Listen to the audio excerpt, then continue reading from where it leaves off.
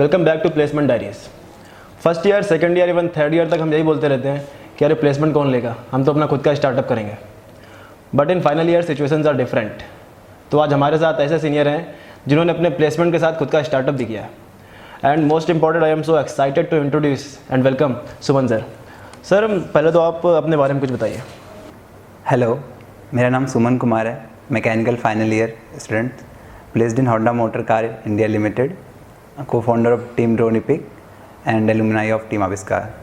जैसा कि मैं पता सर कि आप किसी कंपनी में बैठ नहीं रहे थे और फिर सब लोगों ने आपसे कहा कि नहीं आप बैठिए, तो आप पहली कंपनी में बैठे होंडा में और आपका प्लेसमेंट हो गया। तो सर मतलब आप क्यों नहीं बैठ रहे थे कंपनी में? मेरा प्रीवियस बैकग्राउंड में थोड़ा सा बताता हूँ। मैं बीटेक के पहले तक जिस मीडियम से पढ़ाई करता था वो हिंदी मीडियम था और फ्रॉम बिहार बोर्ड।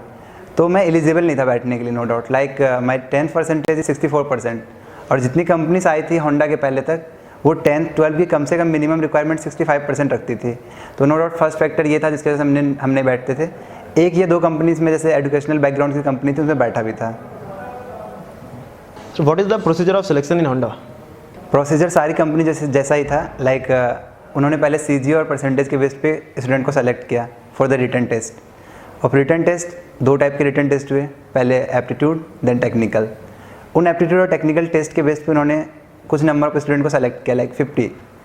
उन 50 के बाद जीडी प्रोसीजर, जीडी में ग्रुप जीडी हुई, उसमें से उन्होंने 18 स्टूडेंट को सेलेक्ट किया यहाँ से।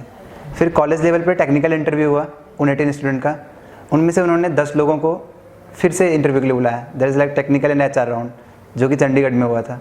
वहाँ पे फिर उन्होंने टेक्निकल और HR interview almost 25 to 20 minutes का हुआ। ये पूरा प्रोसीजर था होंडा का। सर आपसे इंटरव्यू में मतलब क्या क्या क्वेश्चंस पूछे गए जब पीआई हो रहा था आपका?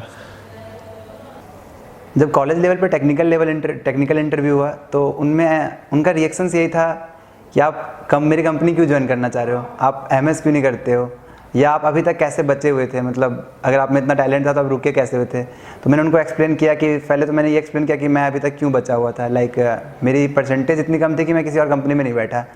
एंड सेकेंडली वो जैसे मुझे कह रहे थे कि आप एमएस क्यों नहीं कर लेते हो, तो मैंने उनको एक्सप्लेन ये किया कि मैं जो यहाँ पढ़ रहा हूँ NIT जालंधर में, मेरी बीटेक की पूरी फ़ी फंडेड है एजुकेशन लोन से। और एज ए माई फैमिली, मेरे बैकग्राउंड में सारे पापा मेरे किसान हैं, तो मेरा फर्स्ट ऑफ ऑल ये बनता है कि मैं पहले इस चीज़ को रिस्पॉन्सिबिलिटी लूँ, जो मेरा लोन एजुकेशन लोन उसको ख़त्म करूँ, फिर मैं अपने ड्रीम्स को एक शेप दूँ, चाहे वो मेरा कुछ भी हो, MS हो या कुछ भी हो। तो इन चीज़ से वो एग्री किए कि हाँ ये सही चीज़ है। तो ये कॉलेज लेवल टेक्निकल इंटरव्यू का था। अगर हम बात करते हैं नेक्स्ट लेवल इंटरव्यू जो कि चंडीगढ़ में हुआ था, टेक्निकल एंड एचआर, तो वो एक 30 या 20 मिनट का पैकेज था, टेक्निकल प्लस एचआर। बट मेरे केस में थोड़ा डिफरेंट हुआ।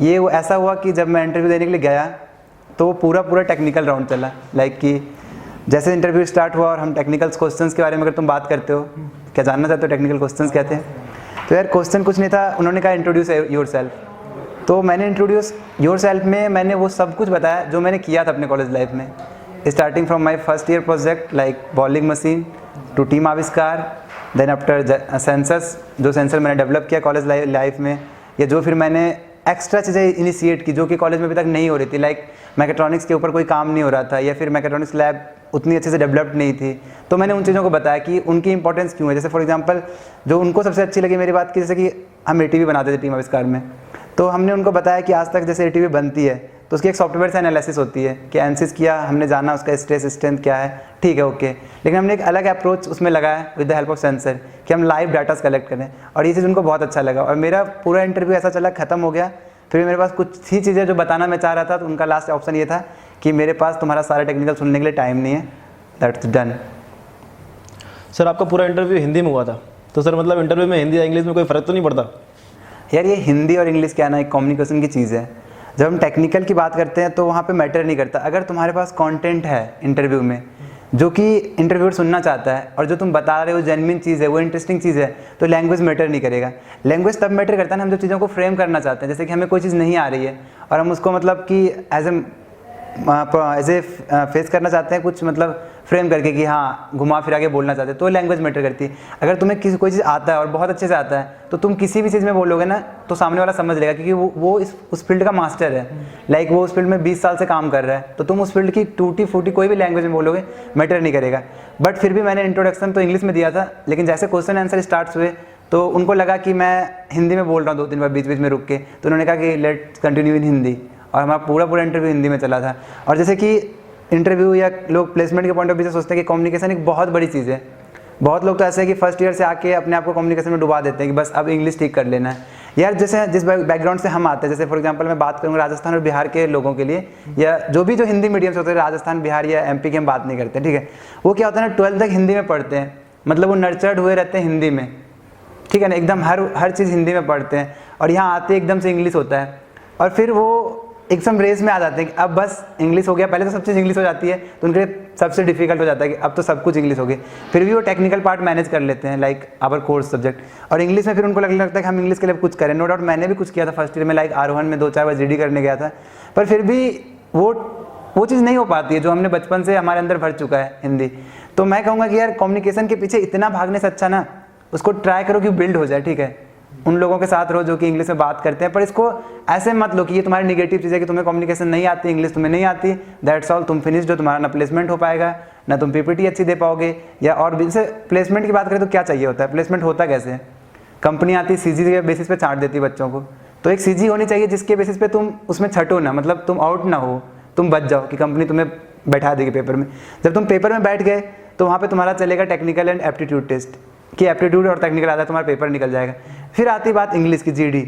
और जीडी मैंने होंडा की जीडी करी है, वहाँ पे टॉपिक था लाइक स्वच्छ भारत अभियान, और वहाँ पे भी नो डाउट मैंने हिंदी में 2-3 पॉइंट्स रखे। तो मैंने ये फील किया कि मेरे पूरे 10 के बैच से आउट ऑफ 3 लोगों को सेलेक्ट किया, तो उन्होंने कंटेंट देखा कि हम बोल क्या रहे हैं, तो हमारी थोड़ा सा माइंडसेट खराब हो जाती है कि हम एकदम भाग से जाते हैं एकदम, मतलब बस इंग्लिश, और वो हो भी नहीं पाता ठीक। आज तक भी मेरी इंग्लिश ठीक नहीं हुई है।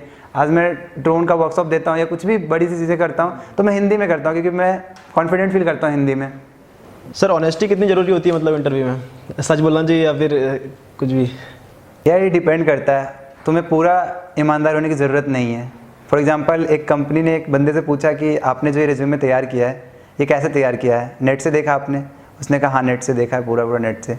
पर वहाँ पे हम ये बोल सकते थे कि सर हम नेट के हेल्प से इसको बनाया है, नेट से हमने फॉर्मेट देखा, फ्रेम देखा, फिर हमने मैनिपुलेट किया, थोड़ी स्टडी किया और हमने बनाया। क्योंकि हम कोई चीज़ें इस लेवल पे है तो नहीं कि खुद से बना सकते हैं, हमने कहीं ना कहीं से हेल्प ली होती है। तो पूरा ऑनेस्ट होने की ज़रूरत नहीं है, रियल होने की ज़रूरत है कि हाँ रियल में क्या होगा। अगर हम रियल में बात करते जैसे कि फॉर एग्जांपल मेरे इंटरव्यू में पूछा गया कि इन टर्म्स ऑफ जिसका आंसर्स नंबर्स में थे कि आपकी गाड़ी का वेट कितना है या आपका ये इस कांस्टेंट का वैल्यू कितना है, तो वहाँ पे अगर मैं ऑनेस्ट होता तो क्या मैं नहीं बोलता कि सर मुझे पता नहीं, लेकिन मैंने एक आसपास बोला अगर गाड़ी की वेट मान लो 140 kg है तो मैंने कह दिया sir it's all about 150 kg। तो रियल होने की ज़रूरत है, ऑनेस्ट हो गए तो बाहर हो सकते हो, बट रियल हो गए तो बाहर नहीं होगे।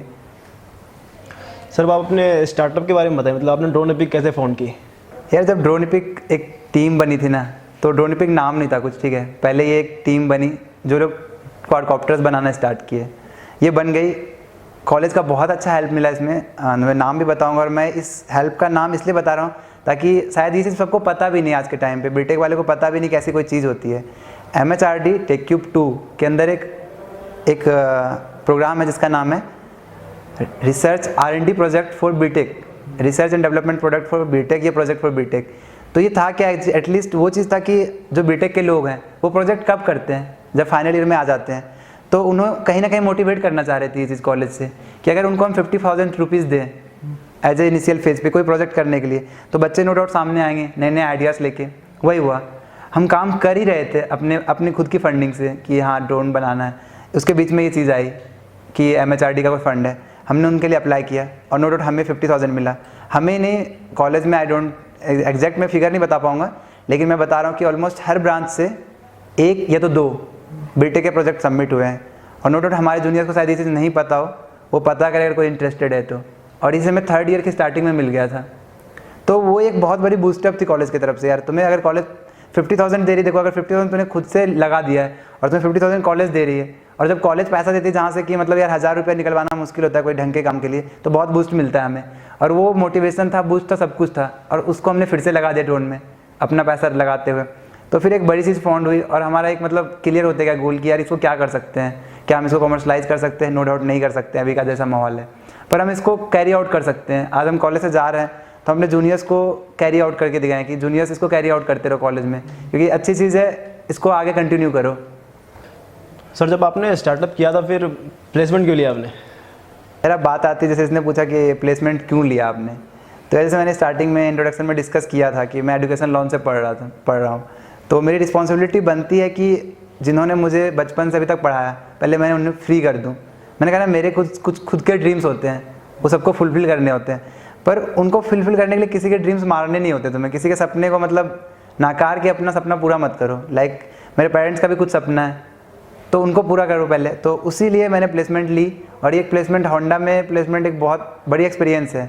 इन टर्म्स ऑफ पैकेज कुछ नहीं है अगर देखें तो, but in terms of experience ये बहुत बड़ी चीज़ है कि मैं वहाँ जाके ज्वाइन करता हूँ और एक्सपीरियंस गेन करता हूँ। ये मे बी आगे मेरे लाइफ में या मैं कुछ भी करता हूँ उसके लिए बहुत बड़ा एडिशन होगा मेरे कैरियर में। सर आपको मोटिवेशन कहाँ से मिलती है सर, मतलब ये सब करने के लिए कौन मोटिवेट करता है सर आपको? यार जैसे मोटिवेशंस की बात करें तो तुम किस टाइप की मोटिवेशन की बात करते हो? काम करने के लिए मोटिवेशन? तो यार काम करने के लिए मोटिवेशन तो ऐसा है ना कि जो चीज़ें हम जैसे बनाते हैं, फॉर एग्जांपल मैं बताता हूँ होता क्या, जैसे हम कुछ बना रहे हैं तो एक बार में चलता नहीं चलता है या गलत बनता है, तो उससे होता क्या, हम किसी को दिखाते हैं नो डाउट। जैसे कि आज हमारे सीनियर्स चले गए, मतलब हमें गाइड करने के लिए कोई नहीं, लेकिन हम थोड़ा पीछे से बात करते थे जब हम फर्स्ट ईयर सेकंड ईयर में थे, क्योंकि आज जो फर्स्ट और सेकंड ईयर में बच्चे हैं उससे कोई ज़्यादा प्रॉब्लम आती है। तो जो फर्स्ट और सेकंड ईयर में थे ना हम, तो हम आपस में बहुत डिस्कस करते थे और फिर हम सीनियर्स के पास जाते थे, सर हम ये करना चाहते हैं, इसको कैसे करें, इससे डील कैसे करें, और ये फिर कुछ समझाते थे। और उसके बाद पता है वो एक बात कहते थे, यार लौंडे तुम लोग फार हो। उनका एक वर्ड हुआ करता था, उनका ये वर्ड इसलिए हुआ करता था, उनको लगता था कि उन्होंने अपने कॉलेज लाइफ में जितना किया है ना उससे हम लोग ज़्यादा कर रहे हैं। और पता है ये क्यों लगता है, क्योंकि एक फेज़ होता है। जैसे आज के टाइम में मैंने अपने फर्स्ट से थर्ड ईयर में बहुत काम किया है या 7th सेम तक, आज नहीं कर रहा हूँ। तो आज मेरे जूनियर से मेरे से पूछने आता है ना कि सर मैं ये कर रहा हूँ कैसे करूँ, तो मुझे लगता है मेरे जूनियर्स बहुत फार काम कर रहे हैं और मैं भी उनको यही बोलता हूँ सही कर रहे हो यार, तुम इसको बहुत सही कर रहे हो। तो ये चीज़ हमें बहुत मोटिवेट करती थी यार कि हमें सीनियर्स कह रहे हैं यार कि बहुत फार काम किया तुमने। फिर दूसरी चीज़ मैटर करता है कि जब तुमने कुछ बनाया और वो चलता हो, जैसे कि फॉर एग्जांपल बताते हैं, हमने कॉलेज का टेक्निटी पे दो टेक्निटी, फर्स्ट ईयर और सेकंड ईयर का टेक्निटी पे कोई ऐसा इवेंट नहीं था जो टेक्निकल से बिलोंग करता था जिसमें हम पार्टिसिपेट नहीं किए थे। कोई एक ऐसा इवेंट, जैसे like for example suspension pack pro, mud rally, कोई एक ऐसा इवेंट जिसमें हम पार्टिसिपेट नहीं किए था ही नहीं। LFR, रोबोटिक्स, हम देखे नहीं कि डोमेन क्या है, हम कभी ये सोचे नहीं कि ये मैकेनिकल का है, इलेक्ट्रॉनिक्स का क्या है। हमने सोचे थे, मेरा एक फ्रेंड हुआ करता था अनीस और अंकित उस टाइम पे, तो ये एक टीम हुआ करती थी जिनका कहना था कि मतलब कुछ भी है उससे मैटर नहीं करता, हमें करना है इस चीज़ को, और हम पागलों की तरह करते थे और लड़ते भी थे कि ये होना चाहिए, ये होना चाहिए। तो उससे क्या हुआ ना कि पैशन डेवलप्ड हो गया पूरा अंदर। और फिर जब एक फेज़ आया, जैसे अब हम बात करते हैं कि मोटिवेशन की, जैसे मान लो हमने आविष्कार के साथ काम किया, इंदौर गए, तो वहाँ पे जो हमने देखा कि रेसिंग हो रही है और हमारी गाड़ी 9th रैंक ला रही है, फ्रंट रो में खड़ी है, तो वो सब चीज़ें जो अंदर बिल्ड होती है ना, तो मतलब वो तुम्हें ख्वाब में भी धीरे धीरे आने लगती है कि हम नेक्स्ट टाइम 1 पे आएँ या ऐसा कुछ करें। और ये एक यार ट्रैक लाइन होती है, तो हमारे सीनियर्स जैसे ये मैं भी आप अपने जूनियर्स के लिए बोल रहा हूँ आज के टाइम में कि फर्स्ट ईयर तक के लास्ट तक डिसाइड कर लेना, इसीलिए बोल रहा हूँ कि अगर वो फर्स्ट ईयर के लास्ट तक डिसाइड नहीं कर पाया ना उसे किधर जाना है, तो पूरा कॉलेज लाइफ में वो डिसाइड नहीं कर पाएगा उसे क्यों करना है, क्योंकि वो ऐसे ट्रैक पे चले जाएगा जहाँ उसको थोड़ा मस्ती भी करना होगा। फिर कभी कभी ये भी सताएगा यार कि कुछ प्रोजेक्ट कर लेते हैं, कुछ टीम में काम कर लेते हैं, शायद इंटरव्यू में हेल्प करे, शायद कैरियर में हेल्प करे, और वो ज़्यादा कुछ नहीं कर पाएंगे।